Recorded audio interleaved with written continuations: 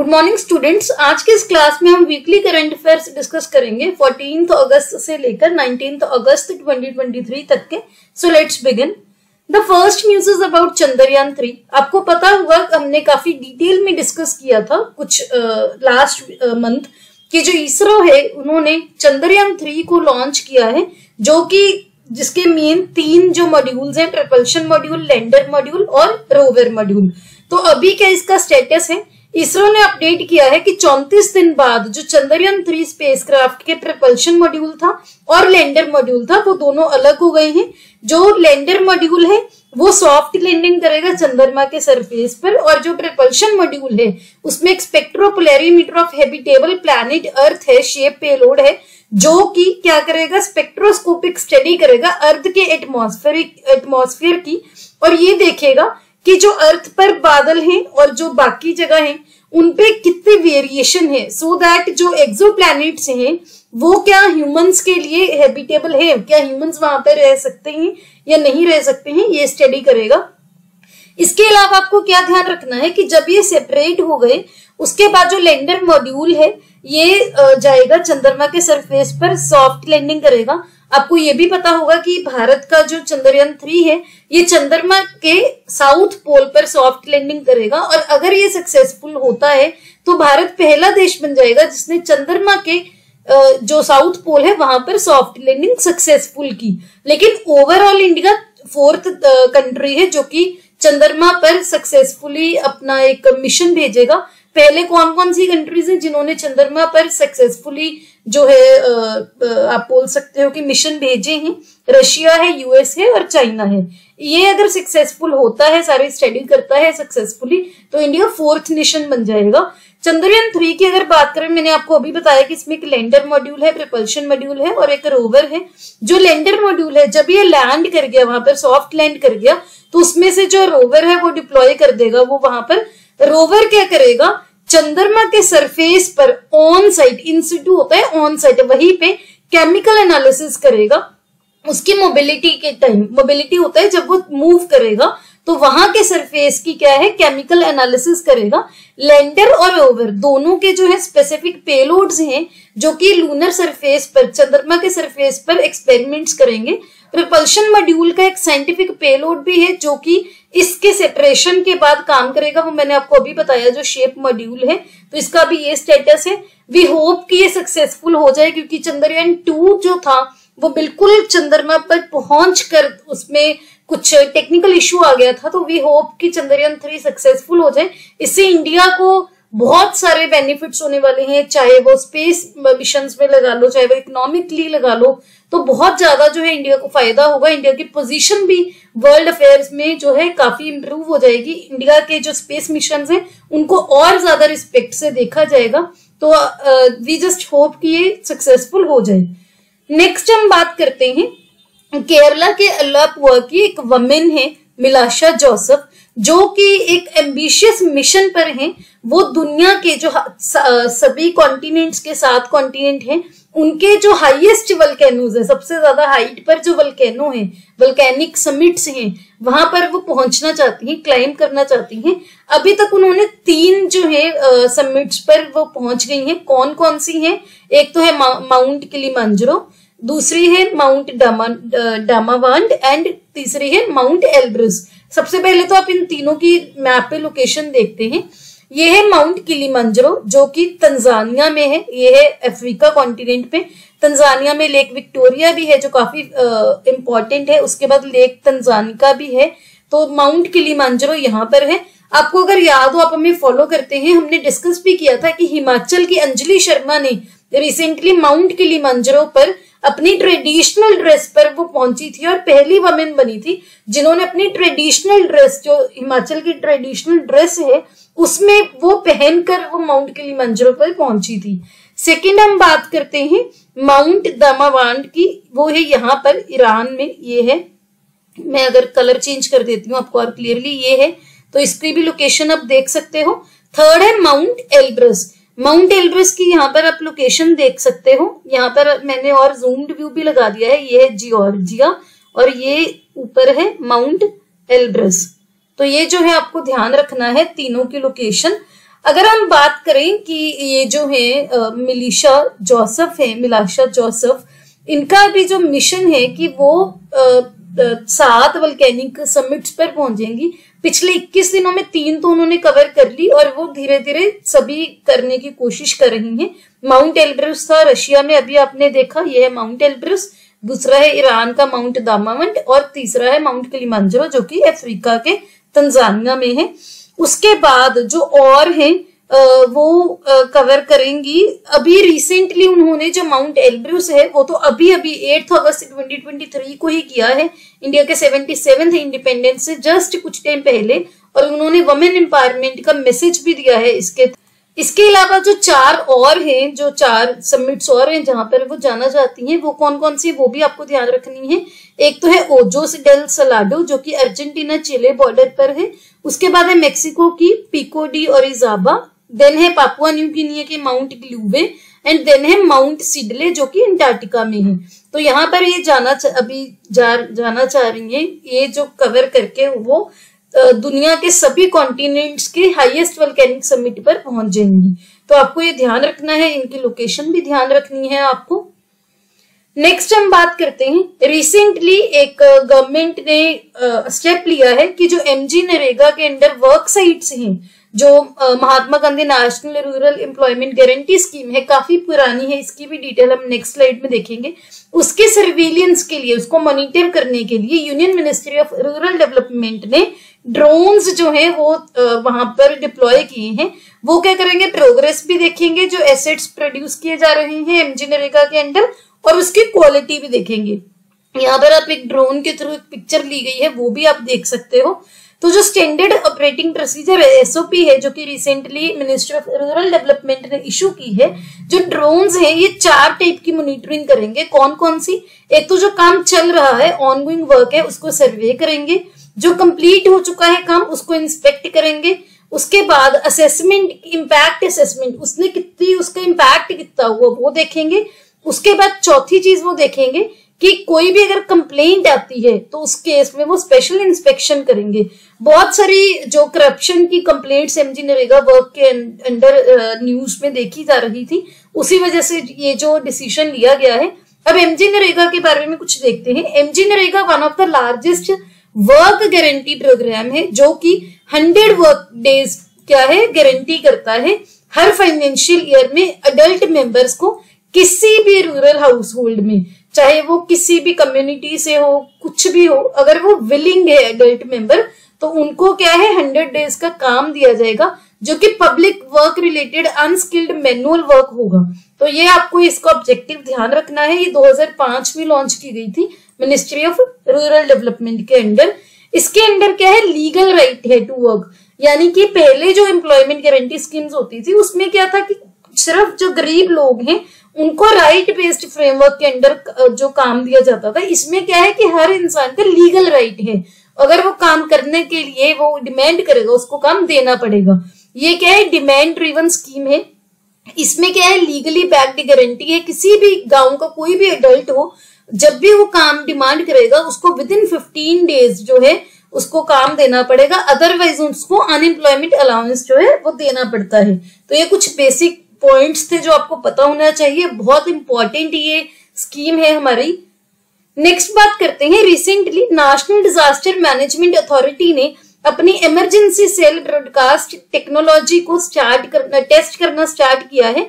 ये जो emergency cell broadcast technology है ये C.DOT ने डेवलप की है। इसका काम क्या होगा, कोई भी नेचुरल डिजास्टर आता है, नेचुरल डिजास्टर कौन से हो गए, कोई फ्लड्स हो गए, ड्रॉट्स हो गए, सुनामी हो गई, अर्थक्वेक हो गई, तो इनकी टाइम पे क्या है, लोगों को इमरजेंसी अलर्ट भेजा जाएगा, जिसका वो अभी उन्होंने एक रिसेंटली सैंपल टेस्ट मैसेज जो है टेस्ट करने के लिए किया है, जिसका टाइटल रखा है इमरजेंसी अलर्ट सीवियर, जो कि जियो और BSNL नेटवर्क्स पर भेजा भी गया है एंड्रॉइड यूजर्स के फोन्स पर। तो ये आपको ध्यान रखना है, ये जो ट्रायल है पहले पूरे इंडिया लेवल पर भी किए जाएंगे। तो अगर क्वेश्चन आता है कि इमरजेंसी सेल ब्रॉडकास्ट टेक्नोलॉजी किसने डेवलप की है, उसका आंसर है NDMA यानी कि नेशनल डिजास्टर मैनेजमेंट अथॉरिटी। बहुत इंपॉर्टेंट है, ऐसी चीजें आप अपनी एग्जांपल्स में, अपने क्वेश्चंस में कोट भी कर सकते हो। आगे बात करते हैं, रिसेंटली एक यूनाइटेड नेशन का पॉपुलेशन फंड जो है उसका एक प्रोजेक्ट था राजस्थान में, जिसको एक्सपर्ट्स ने सपोर्ट किया है। ये जो प्रोजेक्ट है किसके रिलेटेड है? जेंडर सेंसिटिविटी के रिलेटेड है। ये क्या करेगा, जो भी पेट्रियार्की, हमारी पेट्रियार्कल सोसाइटी है, यानी कि हमारा पुरुष प्रधान समाज है जो, उस वहां पर जो भी फीमेल्स के आप बोल सकते हो डिस्क्रिमिनेटरी कस्टम्स हैं, कोई भी रिचुअल है जो जेंडर बायस करते हैं, उनको एलिमिनेट करेगा। Elimination of customs promoting patriarchy. ये 4 महीने का प्रोजेक्ट होगा जिसका काम यही होगा, एक तो जेंडर इक्वलिटी को प्रमोट करना कि मेल फीमेल जो सभी इक्वल हैं, उसके अलावा पब्लिक ओपिनियन को शेप करेगा सो दैट जो जेंडर बेस्ड डिस्क्रिमिनेशन है उसको खत्म किया जाए। यूएनएफपीए ने एक एग्रीमेंट भी साइन किया है Haridev Joshi university of journalism के साथ, जो कि जयपुर में है। किसके लिए? वो स्टूडेंट्स के लिए कैपेसिटी बिल्डिंग का काम करेगी, जिसमें वो बहुत सारे इश्यूज पर काम करेंगे। फॉर एग्जांपल जेंडर नॉर्म्स हो गए, सेक्सुअल वायलेंस हो गया, ह्यूमन राइट्स हो गए। 2 दिन की वर्कशॉप ही जेंडर सेंसिटिविटी पर लगी है, जो कि काफी जर्नलिस्ट ने, जर्नलिज्म स्टूडेंट्स ने वहां पर अटेंड भी की है। तो जो जेंडर एक्सपर्ट्स हैं पॉपुलेशन फर्स्ट के, यूएनएफपीए के और जयपुर बेस्ड लोक संवर्धन संस्थान ने, उन्होंने वर्कशॉप को एड्रेस किया था और लोगों को यही बोला था कि सोसाइटी में एटीट्यूड को चेंज करने की जरूरत है। तो ऐसी एग्जांपल्स भी आप कोट कर सकते हो। ये जो प्रोजेक्ट है ये यूथ को इनेबल करेगा to challenge the social norms, जिसके अंडर कोई भी इंसान के साथ डिस्क्रिमिनेट किया जाता है जेंडर के बेस्ड पर, और लोग जो मीनिंगफुल एक रोल प्ले करेगा वुमेन एम्पावरमेंट में। काफी इंपॉर्टेंट एग्जांपल है, आप अपने क्वेश्चंस वगैरह में एसेस में कोट कर सकते हो। उसके अलावा अगर सिंपल एमसीक्यू क्वेश्चन आ गया कि यूएनएफपीए का ऐसा कोई प्रोजेक्ट है, कहां पर वो स्टार्ट किया गया है? राजस्थान में। नेक्स्ट बात करते हैं, रिसेंटली वाटर कमीशन ने, सेंट्रल वाटर कमीशन ने एक ऐप लॉन्च की है जिसका नाम है फ्लड वॉच।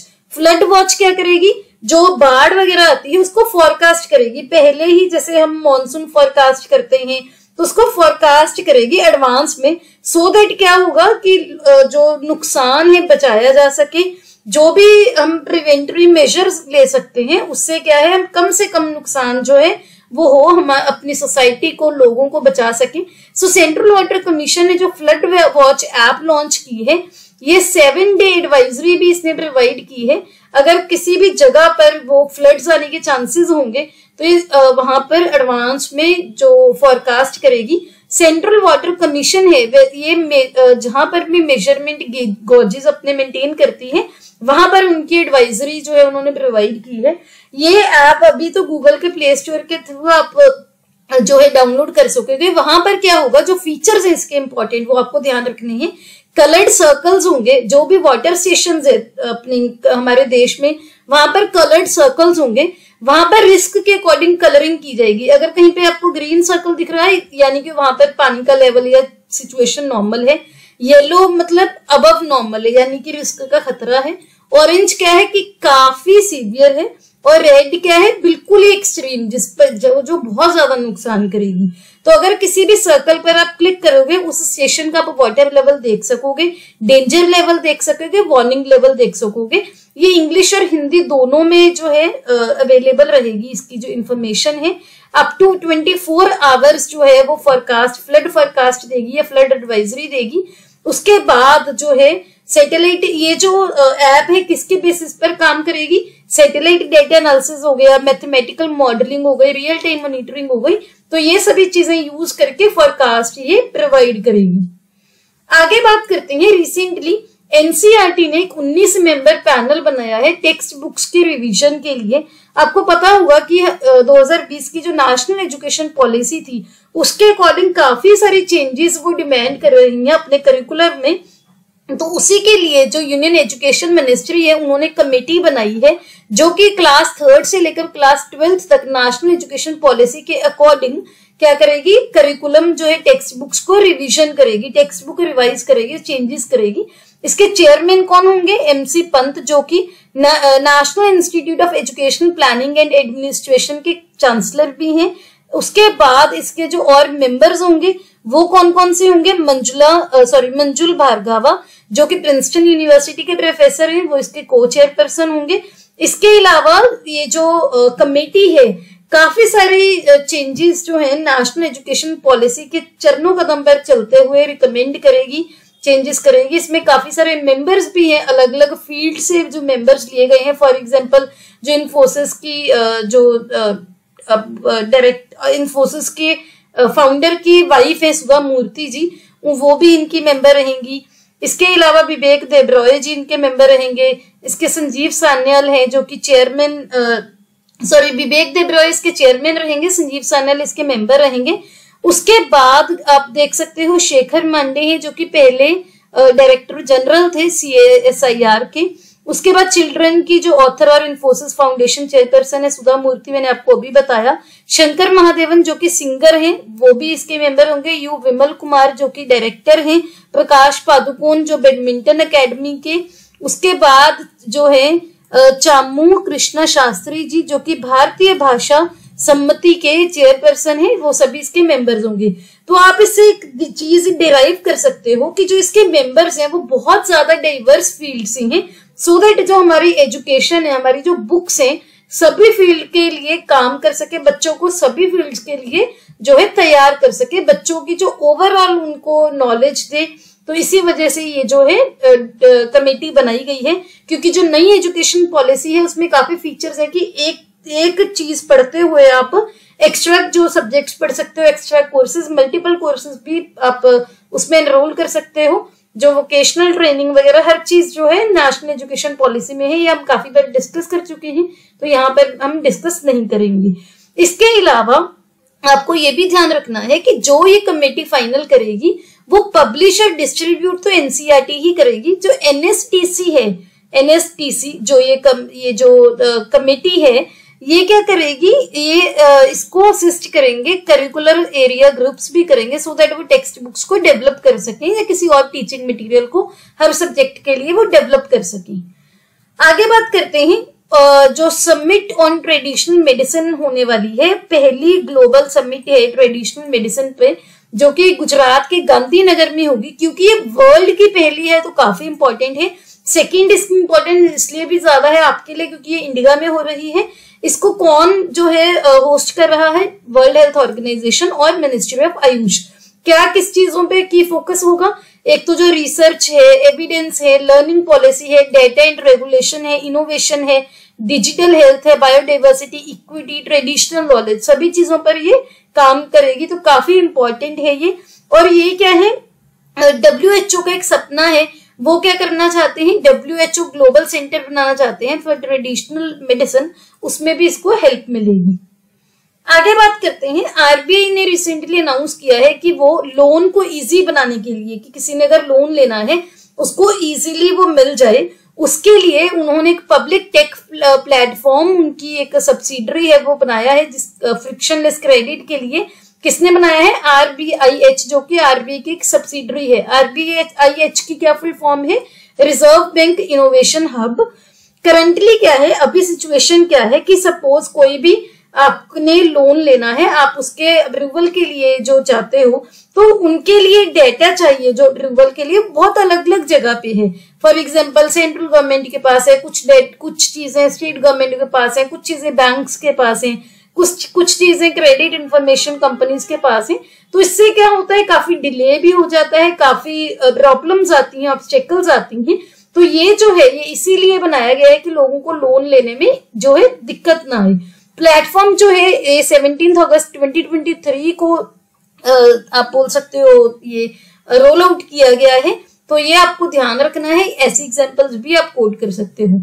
आगे बात करते हैं, तमिलनाडु की गवर्नमेंट ने एक पैनल जो है सेटअप किया है, सो दैट तमिलनाडु के स्टेट में वो कास्ट डिफरेंसेस हैं जो स्टूडेंट्स के बीच में, उसको खत्म कर सके, उस पर वो काम करेगी। ये जो पैनल है, ये पैनल का क्या नाम है, के चंद्रू, जो कि रिटायर्ड जज है मद्रास हाई कोर्ट के। वो 1 मैन कमेटी एक है, गवर्नमेंट को यही मेजर्स, एक स्टेप्स बताएंगी कि आप इन स्टेप्स को फॉलो करके हमारे स्टेट में कास्ट एंड रेशियल डिफरेंसेस को बच्चों के बीच में एजुकेशनल इंस्टीट्यूशंस में हम उसको डिस्क्रिमिनेशन को खत्म कर सकें। आपको अगर आप न्यूज वगैरह पढ़ते हो तो अभी तमिलनाडु में कुछ इंसिडेंट हुए थे, कास्ट बेसिस वायलेंस वगैरह, तो उसी के बाद ये डिसीजन लिया गया है। जो जहां पर 2 शेड्यूल कास्ट स्टूडेंट्स थे, वो कुछ और लोगों ने उन पर हमला वगैरह किया था, तो तभी ये बनाया गया है। आपको क्यों याद रखना है, सिंपली क्वेश्चन आ जाएगा कि के चंद्रू पैनल है, किस गवर्नमेंट ने बनाया है, किस स्टेट ने बनाया है, इसका क्या मैंडेट है।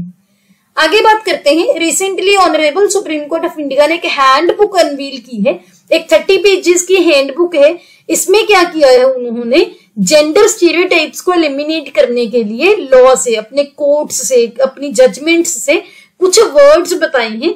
उनको लगता है कि जो कोर्ट की जजमेंट्स वगैरह आती हैं उसमें कुछ ऐसे वर्ड्स होते हैं जो जेंडर स्टीरियोटाइप्स डिपिक्ट करते हैं, तो उन्होंने कुछ वर्ड्स बोले हैं कि आप उन वर्ड्स को, जो जैसे फॉर एग्जांपल ईव टीजिंग है, जैसे फॉर एग्जांपल फॉलन वुमेन है, फेथफुल और ओबीडिएंट वाइफ है, तो ऐसे वर्ड्स ना यूज करके कुछ और वर्ड्स जो इस बुक में बताए गए हैं वो यूज करो। फॉर एग्जांपल सिंपल वुमेन लिख दो आप, या फिर सिंपल वाइफ लिख दो, फेथफुल या ओबीडिएंट वाइफ ना लिखो, सिंपल वाइफ लिखो, स्ट्रीट सेक्सुअल हैरासमेंट लिखो। तो ये जो बुक है, handbook on combating gender stereotypes, इसका यही काम है कि ये जुडिशरी और लीगल कम्युनिटी को mechanical application of gender stereotypical language को यूज करने के से बचाए, चाहे वो कोई जजमेंट हो, चाहे कोई ऑर्डर हो, या कोई भी कोर्ट की प्लीडिंग्स हो। तो उन्होंने ये बोला है कि हमारे कोर्ट के किसी भी ऑर्डर में, जजमेंट में या प्लीडिंग्स में ऐसे वर्ड्स ना हम यूज करें, तभी ये बुक इशू की गई है। आगे बात करते हैं। रिसेंटली एक आप बोल सकते हो कि इंफॉर्मेशन दी गई है यूनियन एजुकेशन मिनिस्ट्री के द्वारा कि अभी भी 14 स्टेट्स ऐसी हैं जिन्होंने एजुकेशन स्कीम, कौन सी एजुकेशन स्कीम, पीएम उषा, अभी तक ज्वाइन नहीं की है। तो एक्चुअल में जो नेशनल एजुकेशन पॉलिसी है 2020, उसी के बाद जो हमारी राष्ट्रीय उच्चतर शिक्षा अभियान स्कीम थी, उसको नाम दिया गया था प्रधानमंत्री उच्चतर शिक्षा अभियान। इसके अंडर कोई भी गवर्नमेंट एडेड इंस्टीट्यूशंस है, यूटीज के या स्टेट्स के, वो कवर किए गए थे। और ये एक सेंट्रली स्पॉन्सर्ड स्कीम थी जिसमें कुछ फंड्स सेंटर ने देने थे और कुछ फंड्स जो है स्टेट्स को देने थे। पीएम उषा की अगर बात करें, इसमें कुछ चीजों पर फोकस किया गया है। For example equity, access and inclusion, developing quality teaching and learning processes, non accredited institutions and improving the accreditation, ICT based digital infrastructure and enhancing the employability through the multidisciplinary team। तो ये जो चीजें हैं PM Usha के under ये की गई हैं। बहुत सारी जो स्टेट्स हैं, अभी 14 स्टेट्स हैं, उन्होंने नहीं ये आप बोल सकते हो साइन किया। इसमें जो चैलेंज, ये जो पीएम उषा है, इसमें जो सिलेक्शन की जाती है, इसका क्या मैंडेट है, इसमें 3 स्टेजेस होती हैं। पहली स्टेजेस में क्या है, जो स्टेट या यूटी है वो सेंट्रल गवर्नमेंट के जो यूनियन एजुकेशन मिनिस्ट्री, उसके साथ एक मेमोरेंडम ऑफ अंडरस्टैंडिंग साइन करती है कि हम नेशनल एजुकेशन पॉलिसी 2020 के रिफॉर्म्स को इम्प्लीमेंट करेंगे। जब उन्होंने एमओयू साइन कर लिया, उसके बाद स्टेट गवर्नमेंट कुछ यूनिवर्सिटी, कॉलेजेस या डिस्ट्रिक्ट्स को शॉर्टलिस्ट करती हैं। देन थर्ड स्टेज में क्या होता है, जो मिनिस्ट्री ऑफ एजुकेशन है वो प्रपोजल को इवेल्युएट करती है और उसके बाद उसको आगे भेजती है अप्रूवल के लिए। तो ये इसका प्रोसीजर रहता है। ये न्यूज में था, तो ये जो स्टेटिक पॉइंट है यहाँ पे आपको पता होना चाहिए। आगे बात करते हैं। आपको पता होगा कि अभी जो इसरो का आदित्य L1 है, मिशन है, जो कि सन को स्टडी करेगा, वो भी अभी कुछ दिनों में जो है लॉन्च होने वाला है। आदित्य L1 क्या करेगा, सन के कोरोना को स्टडी करेगा, सन के फोटोस्फीयर को स्टडी करेगा, क्रोमोस्फीयर को करेगा, सोलर एमिशंस को करेगा, सोलर विंड्स हो गई, फ्लेयर्स हो गई, कोरोनल मास इजेक्शंस हो गई, या राउंड द क्लॉक इमेजिंग हो गई सन की। तो ये सभी चीजों को स्टडी करेगा। ये जो है इसरो ने पिक्चर्स शेयर की थी, जो इसका जो आप बोल सकते हो मिशन की जो तैयारी हो रही है। आदित्य L1 जो है वो PSLV के साथ लॉन्च किया जाएगा, जिसमें 7 पेलोड्स यूज होंगे। कौन कौन से, पहला है VELC, देन है solar ultraviolet imaging telescope suit, then है solar low energy x ray spectrometer, then है Aditya solar wind particle experiment, उसके बाद है high energy L1 orbiting x ray spectrometer, then है plasma analyser package for Aditya, then है advanced triaxial high resolution digital magnetometers. तो ये जो है ये पेलोड्स होंगे, इंस्ट्रूमेंट होंगे जो ऑनबोर्ड होंगे। L1 का क्या मतलब है, L1 को लैग्रेंजियन पॉइंट या लैग्रेंज पॉइंट 1 बोला जाता है, जो कि अर्थ सन के सिस्टम के जो ऑर्बिटल प्लेन है उसमें 5 पॉइंट है, जिसमें से एक पॉइंट ये है लैग्रेंज पॉइंट 1। लैग्रेंज पॉइंट क्या है? स्पेस में ऐसी पोजीशंस हैं जहां पर जैसे दो बॉडी सिस्टम है, for example sun and earth है, उनकी जो ग्रेविटेशनल फोर्सेस हैं वो एनहांस्ड, यानी कि वहां पर उसकी जो फोर्सेस हैं काफी ज्यादा होती है, उसका जो इफेक्ट है चाहे वो अट्रैक्शन है चाहे वो रिपल्शन है, तो इनहांस्ड रीजन होंगे वो दोनों की ग्रेविटेशनल फोर्सेस के, तो ये इनको बोलते हैं लैग्रेंज पॉइंट। तो ये बेसिक पॉइंट्स से आपको पता होना चाहिए। आगे बात करते हैं, रिसेंटली यूनियन रेलवे मिनिस्ट्री ने अनाउंस किया है कि वो प्रधानमंत्री भारतीय जन औषधि केंद्र स्टैब्लिश करेंगे देश में सभी रेलवे स्टेशन पर। प्रधानमंत्री भारतीय जन औषधि केंद्र क्या है? प्रधानमंत्री भारतीय जन औषधि परियोजना के अंडर सेटअप किए गए थे, जो कि डिपार्टमेंट ऑफ फार्मास्यूटिकल ने लॉन्च किए थे, जो कि ministry of chemical and fertilizers के अंडर काम करती है। कब किया था? नवंबर 2008 में। इसका ऑब्जेक्टिव क्या था कि अफोर्डेबल रेट्स पर, सस्ते रेट्स पर क्वालिटी मेडिसिन देना, पर्टिकुलरली जो गरीब लोग हैं, सो दैट उनका जो खर्चा है हेल्थ केयर पर उसको हम कम कर सकें। तो अभी रेलवे मिनिस्ट्री ने बोला है कि हम प्रधानमंत्री भारतीय जन औषधि केंद्र रेलवे स्टेशन पर भी स्टैब्लिश करेंगे। नेक्स्ट बात करते हैं ऑस्ट्रेलिया की। ऑस्ट्रेलिया दुनिया का ऐसे पहला देश बन गया है जिसने क्लिनिकल प्रिस्क्राइबिंग कुछ जो अब बोल सकते हो मैजिक मशरूम है, जैसे एमडीएमए है, कुछ प्रोडक्ट्स की clinical prescription mental health disorders के लिए लीगलाइज की है कि आप इन चीजों को जो साइकेट्रिस्ट हैं मेंटल हेल्थ डिसऑर्डर्स के लिए प्रिस्क्राइब कर सकते हो, जैसे दवाई वो लिखते हैं वैसे प्रिस्क्राइब कर सकते हैं। जो ऑथराइज्ड साइकेट्रिस्ट हैं वो तो एमडीएमए, जिसको एक्सटेसी बोला जाता है, वो भी प्रिस्क्राइब कर सकते हैं। अगर कोई भी पीटीएसडी से सफर कर रहा है, जिसकी फुल फॉर्म है पोस्ट ट्रॉमेटिक स्ट्रेस डिसऑर्डर, और मैजिक मशरूम्स को भी प्रिस्क्राइब कर सकते हैं कुछ टाइप के डिप्रेशन के लिए। एमडीएमए क्या है? एक सिंथेटिक ड्रग है जो कि हेलुसिनोजेन की तरह काम करता है। यूजर जो इसको यूज करता है उसका एनर्जी लेवल बढ़ा देगा, उसके सेंसरी एक्सपीरियंसेस बढ़ा देगा, और जो है उनका सेंस ऑफ टाइम को डिस्टॉर्ट कर देगा। ऑन द अदर हैंड जो मैजिक मशरूम्स हैं वो भी उनके वो नेचुरल है, वो सिंथेटिक नहीं है, उसको वो भी एक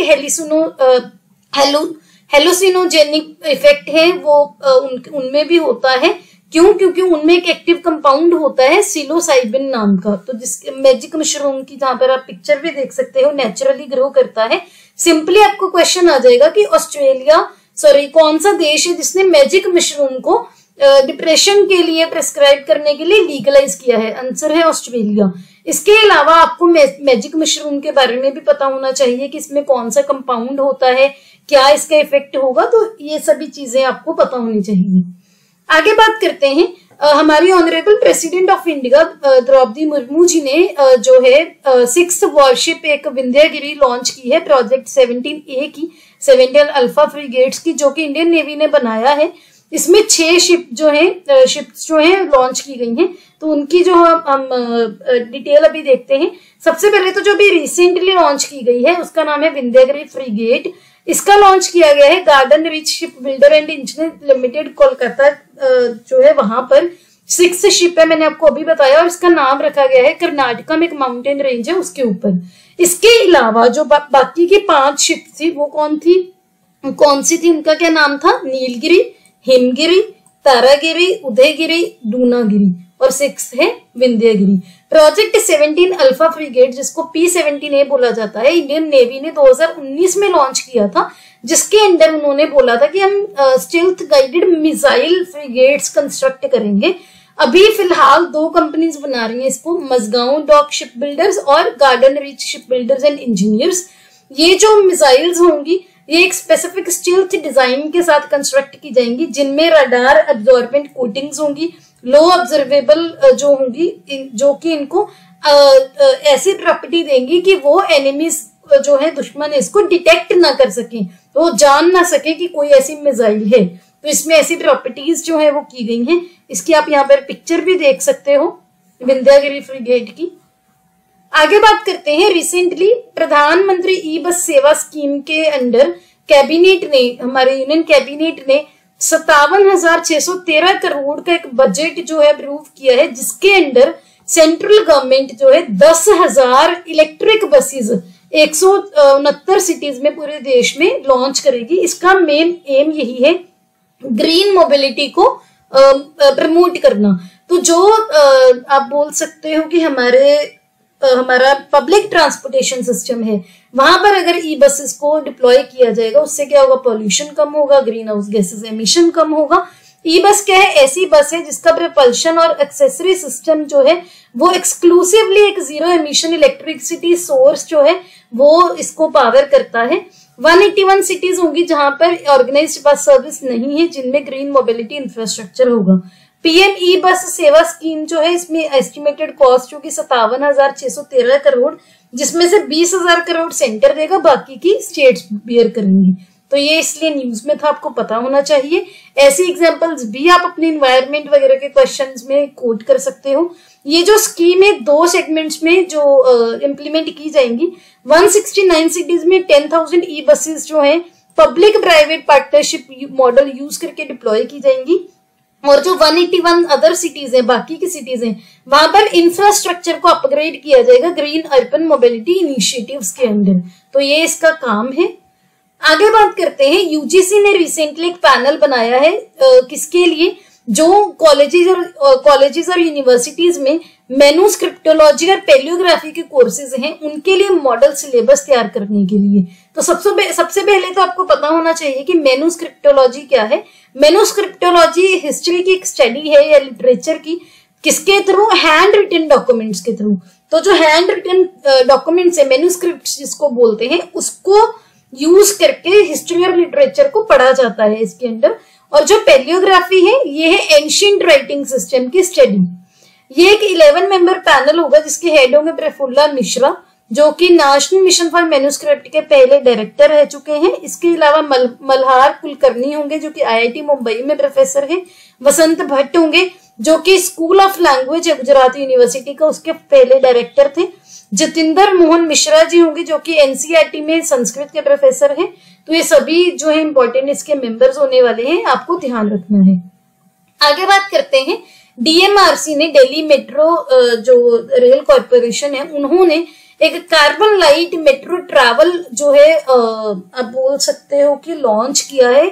उसमें क्या करेंगे, वो लोगों को अवेयर करेंगे कार्बन डाइऑक्साइड एमिशंस की रिडक्शन के बारे में, कि अगर आप मेट्रो में ट्रैवल करोगे अपने पर्सनल व्हीकल्स छोड़कर या रोड नेटवर्क जो है रोड ट्रांसपोर्ट को छोड़कर, तो हम क्या है कार्बन डाइऑक्साइड एमिशन को काफी कम कर सकते हैं। लोगों को एजुकेट किया जाएगा कि वो कैसे हमारे इन्वायरमेंट में कंट्रीब्यूट कर सकेंगे। सिर्फ उनको करना क्या है, मेट्रो ट्रेन को चूज करना है रोड बेस्ड मोटर व्हीकल को छोड़ के। इसमें क्या है, कुछ काफी कॉम्प्रिहेंसिव रिसर्च है जो कि टेरी दिल्ली ने की है। उसके अलावा ये जो इनिशिएटिव है वो ये उन्होंने लोगों को बताया कि अगर आप रोड व्हीकल की जगह 1 किलोमीटर मेट्रो से आप ट्रैवल कर लोगे, उससे हम 32.38 ग्राम जो है कार्बन डाइऑक्साइड एमिशन जो है कम कर सकेंगे। तो ऐसी एग्जांपल्स भी आप कोट कर सकते हैं, और किसने ऐसे इनिशिएटिव लिया है वो आपको एमसीक्यूज के लिए तो याद रखना ही है। आगे बात करते हैं विश्वकर्मा स्कीम की। विश्वकर्मा स्कीम रिसेंटली हमारी cabinet committee on economic affairs ने स्कीम अप्रूव की है, जिसका 13,000 करोड़ का बजट है, जो कि प्रधानमंत्री जी ने अपनी रिसेंटली जो 15 अगस्त वाले दिन इंडिपेंडेंस डे स्पीच में के टाइम पे अनाउंस की थी। और इसमें क्या होगा, जो क्राफ्ट्स पर्संस हैं, फॉर एग्जांपल जैसे कारपेंटर्स हो गए, फॉर एग्जांपल टॉय मेकर्स हो गए, वीवर्स हो गए, ट्रेडिशनल डॉल मेकर्स हो गए, कॉबलर हो गए, जब बास्केट वीवर्स हो गए, मैट वीवर्स हो गए, टेलर्स हो गए, वॉशरमैन, गार्लैंड मेकर, तो ये सभी जो भी ट्रेडिशनल ट्रेडर्स हैं उनको फैसिलिटी दी जाएगी क्रेडिट सपोर्ट की। तो सेंट्रल गवर्नमेंट ने बताया है इस स्कीम का एम क्या है, गुरु शिष्य परंपरा को स्ट्रेंथन करना। जो भी कोई फैमिली काफी आप बोल सकते हो कि पीढ़ियों से वही प्रोफेशन जो है वो फॉलो कर रही हैं, ट्रेडिशनल स्किल्स हैं जो आर्टिसंस की, क्राफ्ट्स पर्सन की, उनको ये हेल्प करेगी। इस स्कीम का एम ये भी है कि उनकी क्वालिटी भी इम्प्रूव करना, उसके साथ जो वो प्रोडक्ट बनाएंगे जो वो सर्विसेज देंगे उनको ज्यादा से ज्यादा लोगों तक पहुंचाना, डोमेस्टिक लेवल पर भी, ग्लोबल लेवल पर भी। तो इसमें 18 ट्रेडिशनल ट्रेडर्स जो है अभी कवर किए गए हैं, जैसे कारपेंटर, बोट मेकर, जो ये बनाते हैं आर्म्स बनाते हैं, उसके अलावा जो ब्लैक स्मिथ है, hammer and tool kit maker है, लॉग स्मिथ है, गोल्ड स्मिथ है, पॉटर है, स्कल्टर है, स्टोन ब्रेकर है, कॉबलर है, मेजन है, बास्केट या मैड या ब्रूम मेकर है, क्वायर वीवर है, ट्रेडिशनल डॉल या टॉय मेकर है, बार्बर है, गार्लैंड मेकर है, वॉशरमैन है, टेलर है, फिशिंग नेट मेकर है। सभी इस स्कीम के अंडर जो है कवर किए जाएंगे। जो भी आर्टिसंस और क्राफ्ट्स पर्सन है उनको पीएम विश्वकर्मा एक सर्टिफिकेट और आईडी कार्ड दिया जाएगा और उनको 1 लाख तक की क्रेडिट सपोर्ट दी जाएगी फर्स्ट ट्रांचे में, और उसके बाद सेकंड में 2 लाख की जो है सपोर्ट दी जाएगी 5% के कंसेशनल इंटरेस्ट रेट पर। तो ये क्या है, इसके अंडर 30 लाख फैमिलीज जो है आगे आने वाले 5 सालों में कवर की जाएंगी। उसके बाद उनको ट्रेनिंग भी दी जाया करेगी टाइम टू टाइम। जब ट्रेनिंग उनको दी जाया करेगी उसके टाइम पे उनको 500 रुपए पर दिन स्टाइपेंड दिया जाएगा। आगे बात करते हैं, recently honourable supreme court of India ने प्रपोज किया है permanent security units, so that जो भी कोर्ट कम्प्लेक्सेस हैं, जो भी कचहरी वगैरह के कम्प्लेक्सेस है, वहां पर कोई भी वायलेंस या गनफायर ना हो। आपको पता होगा कि कुछ टाइम पहले जो कोर्ट प्रेमिसेस में गन फायर के जो इंसिडेंट है वो न्यूज में थे, उसी को ध्यान में रखते हुए सुप्रीम कोर्ट ने प्रपोज किया है। उन्होंने बोला है स्टेट हाई कोर्ट्स को कि आप एक सिक्योरिटी प्लान बनाओ in consultation with principal home secretaries, DGP जो है पुलिस, स्टेट के पुलिस कमिश्नर्स हैं, कि हम कोर्ट्स को कैसे बचा सकते हैं, प्रोटेक्ट कर सकते हैं। इस सिक्योरिटी प्लान में एक प्रपोजल भी होगा permanent court security unit each complex में सेटअप करने का, कि हम हर कोर्ट कम्प्लेक्स में एक परमानेंट कोर्ट सिक्योरिटी यूनिट ही बना लें। तो लेट्स सी इस पे क्या अपडेट आता है, जब भी आएगा हम डिस्कस कर लेंगे। आगे बात करते हैं, सेंट्रल गवर्नमेंट ने एक नया स्पेस पोर्ट जो है स्टैब्लिश की अप्रूव किया है। स्पेस पोर्ट क्या होगा, जहां से स्मॉल सैटेलाइट लॉन्च व्हीकल्स है वो लॉन्च किए जाएंगे, जो भी इसरो बनाएगा। ये जो नया स्पेस पोर्ट है तमिलनाडु के कुलसेकरपट्टिनम में जो है बनाया गया है।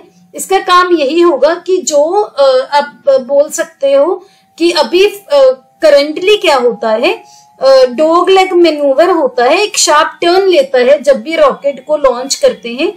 जब भी आप उसको स्ट्रेट फ्लाइट पाथ से डेविएट होने के लिए जब वो टर्न लेता है तो उससे क्या होता है, काफी फ्यूल उसमें लगता है, तो फ्यूल कोई भी बचाएगा ये। तो ये आपको ध्यान रखना है, जब भी रॉकेट्स लॉन्च होते हैं होंगे इस लोकेशन से तो मैन्यूवर नहीं जाएगा, यानी कि वो स्ट्रेट वो जो है उसको लॉन्च कर दिया जाएगा, जिससे क्या है फ्यूल काफी बच सकेगा। इसके अलावा कोई भी लैंड मास है जो इस फ्लाइट में साउथवर्ड डायरेक्शन में नहीं होगा, तो ये आपको ध्यान रखना है। इससे पहले श्रीहरिकोटा से लॉन्च होते थे, अभी तमिलनाडु में ये जो है जगह कुलसेकरपट्टिनम, वहां से स्मॉल सैटेलाइट लॉन्च व्हीकल जो है लॉन्च किए जाएंगे। आगे बात करते हैं माइक्रो प्लास्टिक्स की। सो रिसेंटली चाइना में कुछ साइंटिस्ट ने किसी इंसान के हार्ट में, दिल में पहली बार माइक्रो प्लास्टिक्स उनको मिले हैं। माइक्रो प्लास्टिक्स क्या होते हैं, बहुत छोटे साइज के प्लास्टिक होते हैं, एनवायरमेंट में मिलते हैं। तो अगर इसकी हम डेफिनेशन की बात करें, according to the national oceanic and atmospheric administration, बहुत सारे जो प्लास्टिक हैं वो क्या होते हैं आगे, क्योंकि वो बायोडिग्रेड नहीं होते बहुत जल्दी, तो वो क्या है एंड अप आगे जाकर पाइल्स, एक ढेर बने हुए हैं ओशियंस में। तो ये जो छोटे छोटे प्लास्टिक के बिट्स हैं उनको बोलते हैं माइक्रो प्लास्टिक्स। एक और टर्म होती है माइक्रो बीड्स।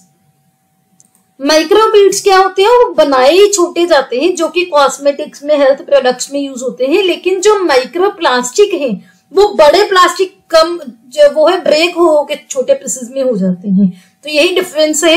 ये जो माइक्रो प्लास्टिक्स हैं ये ओशियंस में बिना चेंज के ऐसे ही चले जाते हैं, डेब्रिस बन जाता है वहां पर। लेकिन ये national oceanic and atmospheric administration के अकॉर्डिंग अगर देखें तो माइक्रो प्लास्टिक्स उन प्लास्टिक्स को बोला जाता है जिनकी जो थिकनेस है, जो लेंथ है वो 5 मिलीमीटर से भी कम है। अगर हम वैसे देखें लेमैन लैंग्वेज में, जैसे तिल होता है, सिसमे सीड होता है, उस साइज का इतना छोटा होता है ये माइक्रो प्लास्टिक। आगे बात करते हैं, रिसेंटली जर्मन गवर्नमेंट ने एक ड्राफ्ट लॉ अप्रूव किया है, जिस लॉ के अकॉर्डिंग कैनबिस को परचेज, खरीदना और पोजेस करना, रखना रिक्रिएशनल यूज के लिए लीगलाइज किया है। ये जो लेजिस्लेशन है ये अडल्ट्स को अलाउ करेगी कि वो 25 ग्राम तक कैनबिस रख सकेंगे और 3 जो है प्लांट्स पर्सनल यूज के लिए ग्रो कर सकेंगे। लोग नॉन प्रॉफिट कैनबिस क्लब भी ज्वाइन कर सकेंगे जिसमें 500 मेंबर्स होंगे, जहां पर इसी ड्रग को लीगली कल्टीवेट किया जाएगा और खरीदा जाएगा। तो ये इस वजह से न्यूज में था। कैनबिस क्या है, जैसे मैरिजुआना हो गया जिसको आप हिंदी में गांजा बोलते हो, तो ये चीजें होती हैं। जो माइनर्स हैं, कम एज के हैं, वो अभी भी उनको प्रोहिबिट किया गया है कोई भी ड्रग यूज करने से। गवर्नमेंट एक कैंपेन भी लॉन्च करेगी हेल्थ रिस्क जो है वो अवेयर करने के लिए लोगों को कि अगर कोई भी ये प्रोडक्ट यूज करेगा उनको उनकी सेहत पर क्या रिस्क है।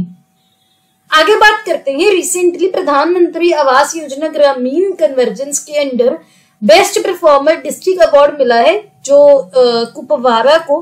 तो कुपवारा जो है इसको ये अवार्ड इसलिए मिला है क्योंकि उन्होंने 4723 प्रधानमंत्री आवास योजना हाउसेस जो है वो बनाए हैं। टारगेट कितना का था, 4902 का, तो ऑलमोस्ट टारगेट उन्होंने अचीव किया है। प्रधानमंत्री आवास योजना ग्रामीण सक्सेसफुली जो है उनने काफी गरीब लोगों का, वल्नरेबल फैमिलीज का सपना पूरा किया है कि उनका खुद का भी एक पक्का हाउस हो। कहां पर, कुपवारा डिस्ट्रिक्ट में। प्रधानमंत्री आवास योजना की अगर बात करें, इसका ये ऑब्जेक्टिव क्या था, housing for all by the year of 2022।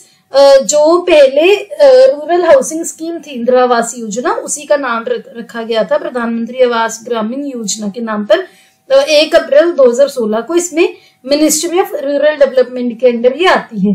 आपको पता होगा कि प्रधानमंत्री आवास योजना अर्बन भी है, वो अलग है, वो हम डिस्कस काफी बार कर चुके हैं।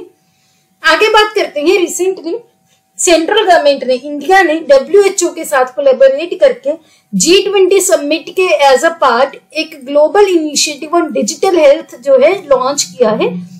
ये पहला ऐसा ग्लोबल इनिशिएटिव है जिसका क्या किया जाएगा, डेटा, अलग अलग डेटा को कन्वर्ज किया जाएगा, एक इकट्ठा किया जाएगा, अलग अलग हेल्थ प्लेटफॉर्म्स को इंटरफेस किया जाएगा, डिजिटल हेल्थ स्पेस पे इन्वेस्टमेंट की जाएगी। इसका एम क्या है कि अगर कोई भी हेल्थ इमरजेंसी आती है, जैसे अभी कोविड आया था, कोई भी ऐसा आता है तो उसको हम और बेटर तरीके से डील कर सकें। ये जो समिट है अभी इसीलिए काम कर रही है कि जो जितने भी क्रूशियल मेडिकल काउंटर मेजर्स हैं उनको एक साथ लाया जाए, जो कि network of networks approach use कर रहा है, सो दैट अगली कोई भी हेल्थ इमरजेंसी अगर हमें हिट करती है तो हम क्या करें, उसको और बढ़िया तरीके से टैकल कर सकें। आगे बात करते हैं, अभी सीबीआई ने रिसेंटली 53 मेंबर की एक टीम बनाई है जो कि मणिपुर में जो केसेस हैं उसको इन्वेस्टिगेट करेगी। सीबीआई की क्या फुल फॉर्म है, सेंट्रल ब्यूरो ऑफ इन्वेस्टिगेशन। इसमें 53 ऑफिशियल्स होंगे जिसमें 3 ऑफिशियल्स होंगे डिप्टी इंस्पेक्टर जनरल डीआईजी के रैंक के, जिसमें से 2 वुमेन ऑफिसर होंगी। एक ऑफिशियल होगा सुपरिटेंडेंट ऑफ पुलिस रैंक का, वो भी इसमें इंक्लूड किया गया है। वुमेन पर्सोनल्स पे भी काफी केसेस जो इसके रिलेटेड आपको देखने के मिले, तभी इसमें वुमेन मेंबर्स जो हैं वो इंक्लूड किए गए हैं, तो ये आपको ध्यान रखना है। आगे बात करते हैं, तंपारा लेक की न्यूज में थी। क्यों न्यूज में थी, क्योंकि नेशनल ग्रीन ट्रिब्यूनल के ईस्टर्न जोन ने उड़ीसा गवर्नमेंट को डायरेक्ट किया है कि जो तंपारा लेक के आसपास इलीगल कंस्ट्रक्शन हो रही है उसको बंद किया जाए। तंपारा लेक एक 300 हेक्टेयर फ्रेश वाटर लेक है जो कि ऋषिकुलिया नदी के राइट बैंक पर है। ऋषिकुलिया नदी आपको पता होगा काफी फेमस है ऑलिव रिडले टर्टल्स की मास नेस्टिंग के लिए, जो कि गंजम डिस्ट्रिक्ट में जो है फ्लो करती है। Tampara lake one of the largest fresh water lake है उड़ीसा के स्टेट में। इसके आसपास चिलिका लगून भी है। तो ये जो है चिलिका लगून, तंपारा लेक, ऋषिकुलिया नदी, ये वहां की इकोलॉजिकल डाइवर्सिटी को हाईलाइट करती है। तंपारा एक फ्रेश वाटर लेक है, ऑन द अदर हैंड जो चिलिका है एक ब्रेकिश वाटर लगून है। ब्रेकिश वाटर होता है जिसकी सैलिनिटी फ्रेश वाटर और ओशियन सी वाटर के बीच में लाई करती है। यहाँ पर आप इसकी लोकेशन भी देख सकते हो, यह है उड़ीसा, इसके बिल्कुल साउथ ईस्टर्न एंड में तंपारा लेक है। जूम्ड व्यू देख सकते हो, यहाँ पर दिखाया गया है तंपारा लेक। आगे बात करते हैं, तेलंगाना ने रिसेंटली इंडिया का पहला एग्रीकल्चरल डेटा एक्सचेंज लॉन्च किया है जिसका नाम है ADEX, agriculture data exchange and agriculture data management framework, ADMF। ये एक डिजिटल पब्लिक इंफ्रास्ट्रक्चर की तरह डेवलप किया गया है एग्रीकल्चर सेक्टर में। एडेक्स जो है Telangana government, world economic forum और इंडियन इंस्टीट्यूट ऑफ साइंस के बीच में कोलैबोरेशन है। एडेक्स और एडीएमएफ जो है वो राइट प्लेटफॉर्म प्रोवाइड करती है to ensure the fair and efficient use of agricultural data by the industry और स्टार्टअप्स। और इससे क्या होगा, इकोनॉमी को एग्रीकल्चर सेक्टर में जो है काफी बूस्ट मिलेगा, क्योंकि जो काफी सारा डेटा है वो एक साथ हो जाएगा, अवेलेबल होगा, स्टार्टअप्स वगैरह इंडस्ट्री उसको यूज कर सकेगी। आगे बात करते हैं, यूपी की गवर्नमेंट ने अनाउंस किया है कि देश का सबसे बड़ा आईटी हब लखनऊ में वो बनाएंगे। इस आईटी हब को 3 पार्ट्स में डिवाइड किया जाएगा, एक होगा आईटी पार्क, एक होगा बिजनेस पार्क और एक होगा इंटरनेशनल इंक्यूबेशन फैसिलिटी सेंटर। तो अगर क्वेश्चन आता है कि हमारे देश का लार्जेस्ट आईटी हब कहाँ बन रहा है, यूपी में, और टू बी स्पेसिफिक वहां की जो राजधानी है लखनऊ में। आगे बात करते हैं, recently Nehru trophy boat race का 69th एडिशन हुआ था। ये केरला में जो है कंडक्ट की जाती है, अलापुआ डिस्ट्रिक्ट में। यहाँ पर पल्लाथुरुथी बोट क्लब है, उन्होंने जो जीत हासिल की है इस साल। यहाँ पर आप इसकी पिक्चर देख सकते हो, ये स्नेक बोट्स होती हैं, बहुत बड़ी बड़ी बोट्स होती हैं, जहां पर जो लोग बैठ के जो बोटिंग करते हैं वो चप्पू चलाकर उसमें रेस में पार्टिसिपेट करते हैं। आगे बात करते हैं चौपाटी की। चौपाटी अभी न्यूज में क्यों था, क्योंकि रिसेंटली नेपाल में इसके कुछ केसेस हाईलाइट हुए हैं। चौपाटी एक बहुत ही एक कन्वेंशनल और एक डिस्क्रिमिनेटरी प्रैक्टिस है, जिसके अंडर क्या किया जाता है कि अगर कोई भी वमेन या कोई भी गर्ल जब वो अपने मेंस्ट्रुअल पीरियड से गुजर रही है, या फिर अगर उसने किसी बच्चे को जन्म दिया, इमीडिएटली उसके बाद उसको क्या इम्प्योर माना जाता है, अनक्लीन माना जाता है, अनटचेबल माना जाता है, और उनको अलग जो छोटी छोटी हट्स होती हैं, जो बहुत ही कोई वेंटिलेटेड नहीं होती, जहां पर कोई फैसिलिटी नहीं होती, वहां उनको रखा जाता है, सो दैट वो किसी और जगह को, ऑब्जेक्ट को, किसी इंसान को टच ना कर सकें। इन हट्स को क्या बोला जाता है, मेंस्ट्रुएशन हट्स बोला जाता है, चाउ हट्स बोला जाता है, या फिर उनको जहां पर जानवर रखे जाते हैं वहां पर रखा जाता है। इसकी यहाँ पर मैं पिक्चर भी दिखा देती हूँ। ऐसी हट्स होती हैं, आप देख सकते हो, बिल्कुल वेंटिलेशन नहीं है, ऐसे उनको रखा जाता है। आगे बात करते हैं, इंडियन एयरफोर्स ने रिसेंटली हिरोन मार्क 2 ड्रोन्स को इंडक्ट किया है सर्विस में, जिनकी बहुत ज्यादा कैपेबिलिटी जो है एडवांस लेवल की है। वो सर्विलियंस कैरी आउट कर सकते हैं, करेंगे कहां पर, चाइना और पाकिस्तान के बॉर्डर्स में, एक सिंगल सॉटी में ही। तो ये उसकी पिक्चर दिखाई हुई है हिरोन मार्क 2 ड्रोन्स की। कौन इसको यूज करेगा, इंडियन एयरफोर्स।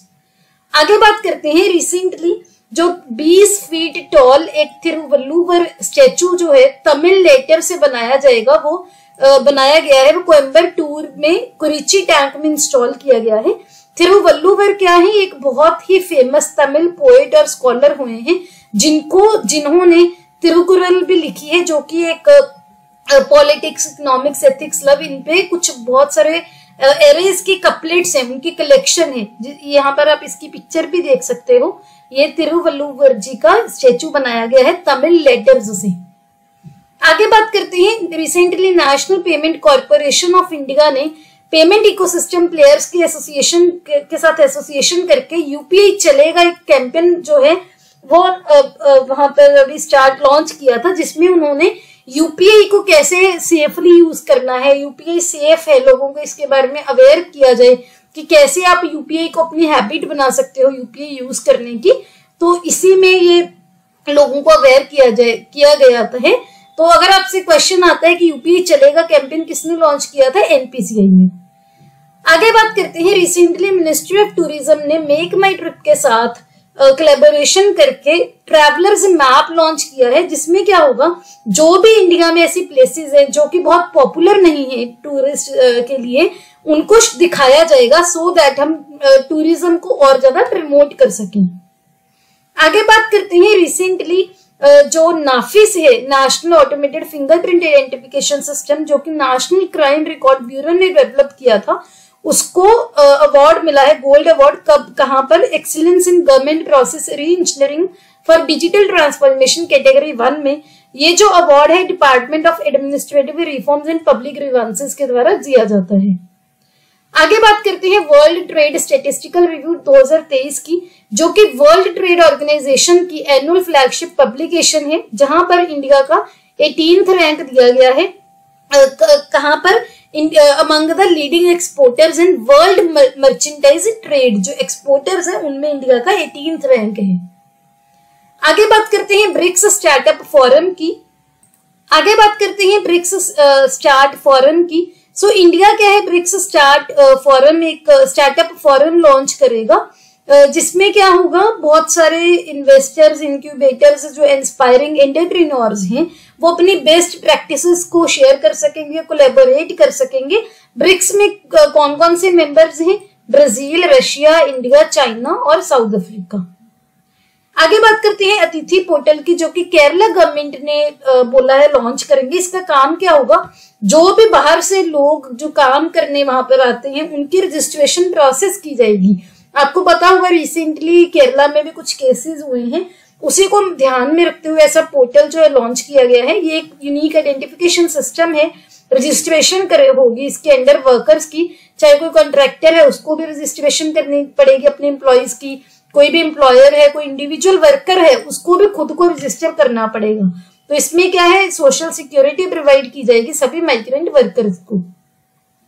आगे बात करते हैं, यूपी गवर्नमेंट ने रिसेंटली ग्रांट है जो सेकंड उसकी इंस्टॉलमेंट अप्रूव की है ट्रेडिशनल क्ले आर्ट, जिसको माटी कला बोला जाता है, उसको प्रमोट करने के लिए माटी कला बोर्ड है वो बनाया गया है ट्रेडिशनल क्ले आर्ट को यूपी में प्रमोट करने के लिए, और जो ट्रेडिशनल आर्ट्स हैं उनको नर्चर करने के लिए अवेयरनेस स्प्रेड की जाएगी।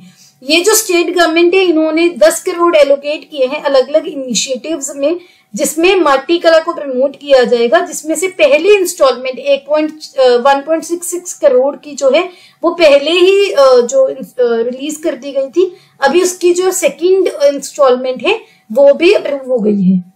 आगे बात करते हैं, रिसेंटली लेक टिटीकाका न्यूज में थी। क्यों?